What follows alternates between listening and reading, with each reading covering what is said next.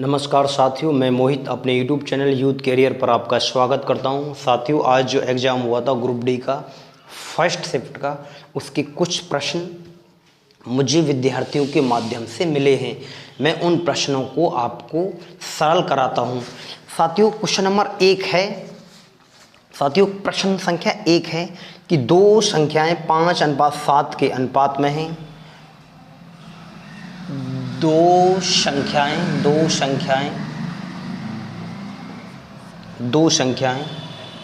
5:7 के अनुपात में हैं, 5:7 के अनुपात में हैं।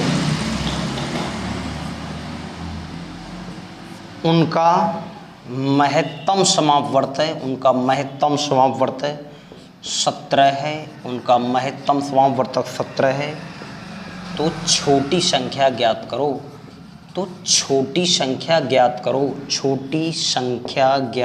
करो। काफ़ी आसान और गरीब प्रश्न है।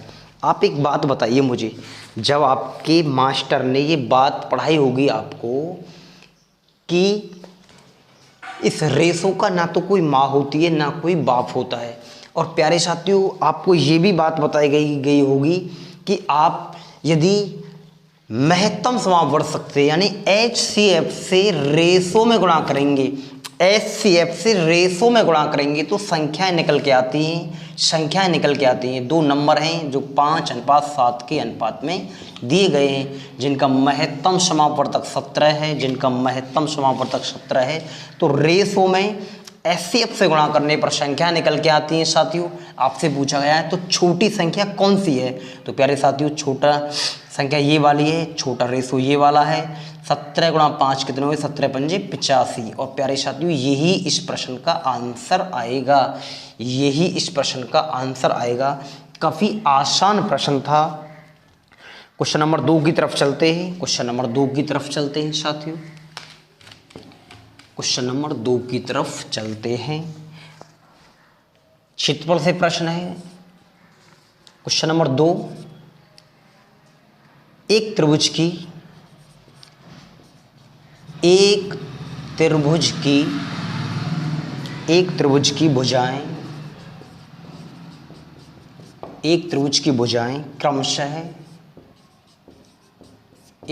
भुजाएं क्रमशः 5 सेंटीमीटर, 7 सेंटीमीटर तथा 10 सेंटीमीटर है। तो त्रिभुज का क्षेत्रफल क्या होगा? तो त्रिभुज का क्षेत्रफल क्या होगा? प्यारे साथियों, ये प्रश्न 18 तारीख में जो एग्ज़ाम हुआ था उसमें भी आया था। उसकी संख्याएं बदली हुई थी। काफ़ी आसान प्रश्न है। आप एक त्रिभुज बनाइए जिनकी भुजा 5 सेंटीमीटर, 7 सेंटीमीटर तथा 10 सेंटीमीटर हैं।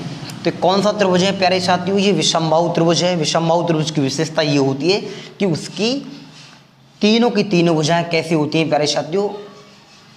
असमान होती हैं। तो आप सबसे पहले इसमें अर्ध परिमाप निकालोगे। S बराबर क्या होता है? A + B + C बटा 2। 7 और 5 12 और 10 22/2 बराबर 11। आपसे पूछा गया है त्रिभुज का क्षेत्रफल क्या होगा? फॉर्मूला क्या है? S - A, S - B और S - C। S - A, S - B, S - C। आप इसे रख सकते हो। S का मान कितना है? आपकी 11 है। S - A यानी 11 में से 5 गए तो 6, 11 में से 7 गया तो 4 और 11 में से 10 गया तो 1। प्यारे साथियों, कोई संख्या वर्ग है, इसमें ये संख्या वर्ग है। इस संख्या आप निकाल के देखोगे, कोई टुकड़ा नहीं बनेगा वर्ग के रूप में। तो आप इसे लिखोगे 2√11 × 6 = 66। प्यारे साथियों, यही इस प्रश्न का आंसर आएगा। प्यारे साथियों, क्वेश्चन नंबर नेक्स्ट है 3, और वो साथियों लाभ हानि से पूछा गया है। काफ़ी आसान प्रश्न है। लाभ हानि से पूछा गया है, काफ़ी आसान प्रश्न है। प्रश्न है, एक वस्तु एक वस्तु को 1148 रुपये में बेचने पर 1148 रुपये में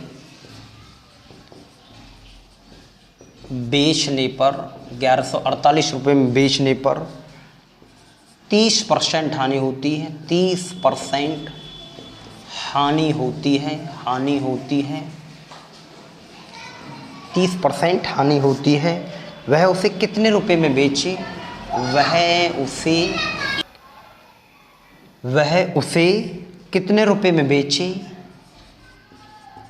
कितने रुपए में बेचे? रुपए में बेचे कि उसे 5% लाभ हो, 5% लाभ हो।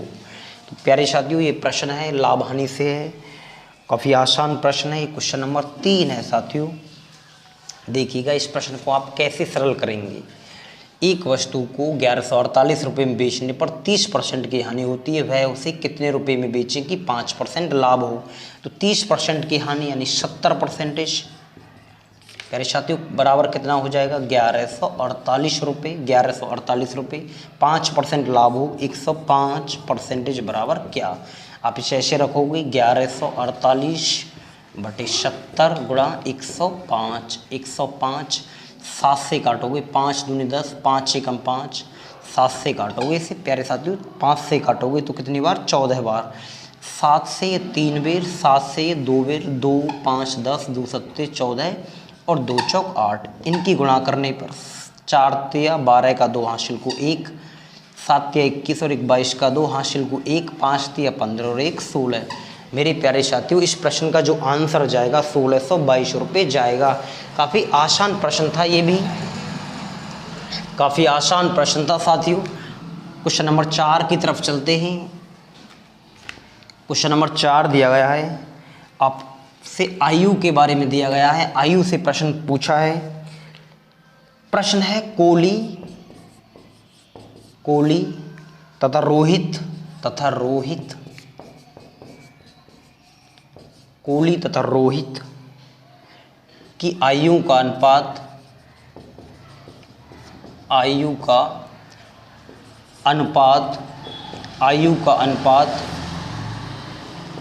7:8 है, 7:8 है तथा उनकी आयु का अंतर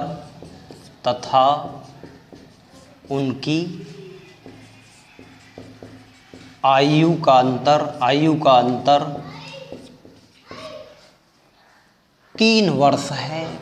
3 वर्ष है तो 3 वर्ष बाद कोली की आयु क्या होगी? यानी 3 वर्ष बाद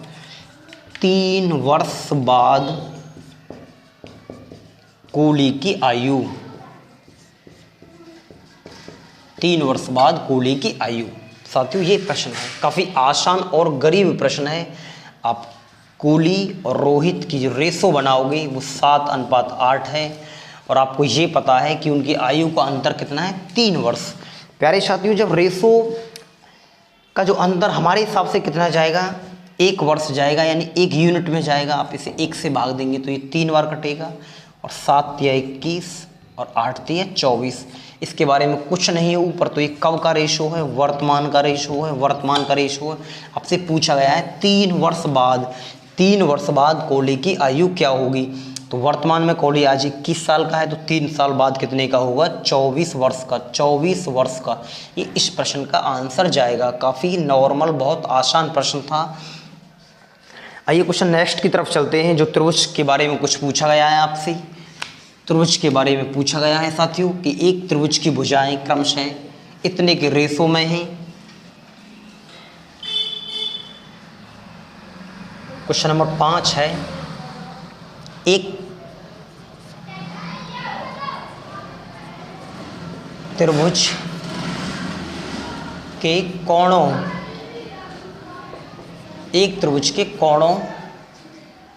की माप, एक त्रिभुज के कोणों की माप क्रमशः 3:4:5 है। 3:4:5 है, तो सबसे बड़ी भुजा की माप क्या होगी, यानी सबसे बड़े कोण की माप क्या होगी। तो सबसे बड़े कोण की माप क्या होगी, सबसे बड़े कोण की माप क्या होगी। प्यारे साथियों, आप एक त्रिभुज बनाओगे और आपको ये पता है कि त्रिभुज के तीनों कोणों का योग साथियों कितना होता है, 180 डिग्री होता है। त्रिभुज के तीनों कोणों का योग होता है 180 डिग्री। और आपको ये बताया गया है कि रेशो का कोई न माँ होती है ना कोई बाप होता है। हमारे हिसाब से त्रिभुज के 3 कोण दे रखे हैं, 5, 4, 3 के अनुपात में। 5 और 4 9 और 3 12 है। इसे काटोगे तो ये 15 बार विभाजित होगा। रेशो का जो अनुपात है 3:4:5 है। और आपसे पूछा गया है सबसे बड़े कोण की माप क्या होगी, तो सबसे बड़ा वाला कोण ये आएगा प्यारे साथियों। 15 में 5 की गुणा करोगे तो 15 5 75 डिग्री। मेरे प्यारे साथियों, यही इस प्रश्न का आंसर जाएगा। काफ़ी आसान प्रश्न है ये, काफ़ी आसान प्रश्न है। एक प्रश्न है प्यारे साथियों जो रेलगाड़ी से है, वो भी आसान प्रश्न है। मैं आपको अभी बोर्ड पर लिख के समझाता हूँ। 120 मीटर लंबी रेलगाड़ी, 120 मीटर लंबी रेलगाड़ी, 120 मीटर लंबी रेलगाड़ी, 120 मीटर लंबी रेलगाड़ी, 140 मीटर लंबे, 140 मीटर लंबे पुल को, 140 मीटर लंबे पुल को 10 सेकंड में पार कर जाती है। 10 सेकंड में पार कर जाती है, 10 सेकंड में पार कर जाती है। तो रेलगाड़ी की चाल क्या होगी, तो रेलगाड़ी की चाल क्या होगी। चाल पूछिए प्यारे साथियों, इस प्रश्न को आप आसानी से सरल कर सकते हो। आपको एक बात बताइए मुझे, जब कोई रेलगाड़ी किसी प्लेटफॉर्म, किसी सुरंग को पार करती है तो अपनी दूरी तय करती है प्लस सुरंग की दूरी तय करती है। तो प्यारे साथियों, दूरी तो निश्चित जुड़ेगी। तो दूरी कितनी हो जाएगी, दूरी कितनी हो जाएगी, 120 प्लस 140 यानी 260 मीटर की दूरी, 260 मीटर की दूरी। और आपको समय दिया गया है 10 सेकंड, समय दिया गया है 10 सेकंड, समय दिया है 10 सेकंड। आपसे क्या पूछा है, रेलगाड़ी की चाल। और साथियों, चाल का फॉर्मूला क्या है, चाल बराबर होता है दूरी बटा समय, दूरी बटे समय, दूरी बटे समय यानी 260 बटा 10 यानी प्यारे साथियों कितना चाल आएगी, 26 मीटर प्रति second.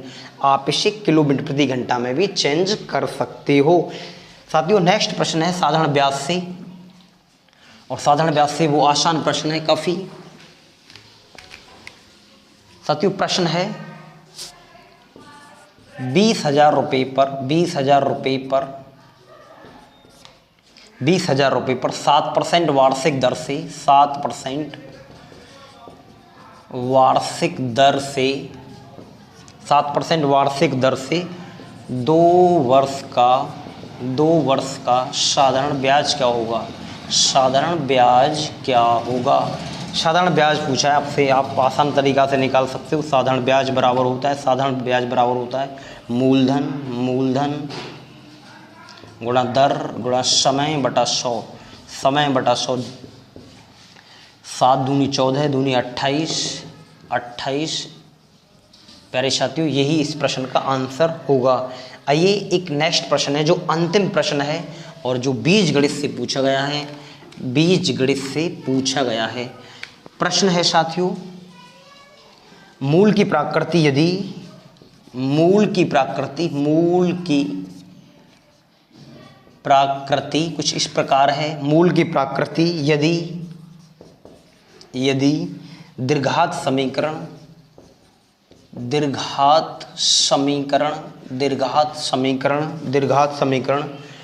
x² minus 14x plus 49 के मूल इस प्रकार है प्यारे साथियों,